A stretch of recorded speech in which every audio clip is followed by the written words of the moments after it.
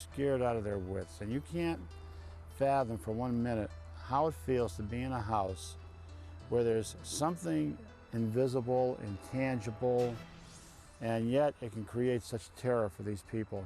Imagine moving in to a home, you're happy, you're religious people, you really don't have any interest in this subject, and then all of a sudden, one thing after another begins to happen. But they're usually ordinary little things, things that you think, maybe it was my imagination. It was out of my peripheral vision. Did I really hear my name being called? Those knocking sounds that I heard, was that really happening?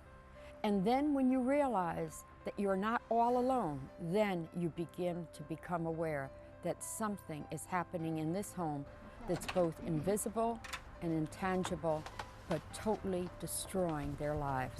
After all, who are you going to call, right? Well, we've been called demonologists. It's one name for us. Ghost hunters, paranormal researchers. Kooks. Wackos.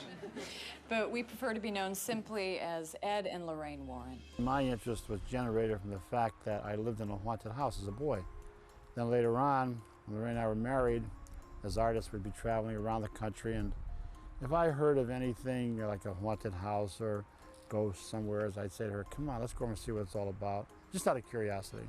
We'd go into one home after another, and Lorraine would say to me, hey, these people all read the same books. Then all of a sudden she started to see the phenomena occurring before her eyes, and she knew that this was a reality.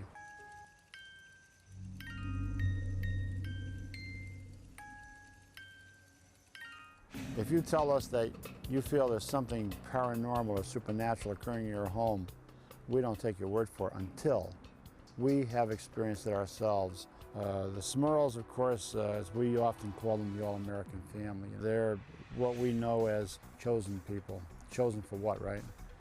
Chosen to go through all this horror and terror. The first day that Ed and I went to the house, Ed would conduct an interview. I walked throughout the home as a psychic to see exactly what I would feel in the house. As soon as you started to go up them stairs, to go on to the second floor level, there was no doubt whatsoever in my mind that what this family was experiencing was sheer terror being brought about through the ghost syndrome. I could see human spirits, but besides the human spirits, there was something of an inhuman nature that had been attracted to this home, not by the Smurls in any way, but someone who had lived in that home had opened doors. There's numerous people out there who need help. They have to know where to go for that help. Hey, wanna play hide and clap?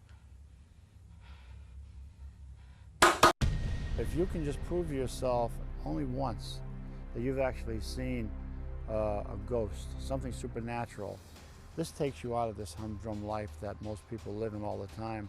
Everybody likes a good ghost story. But I think the importance of the haunted house is that we do get a lot of answers, and those answers go into, you know, where do we come from, why are we here, where are we going? So that's the importance of haunted houses, ghosts, the supernatural.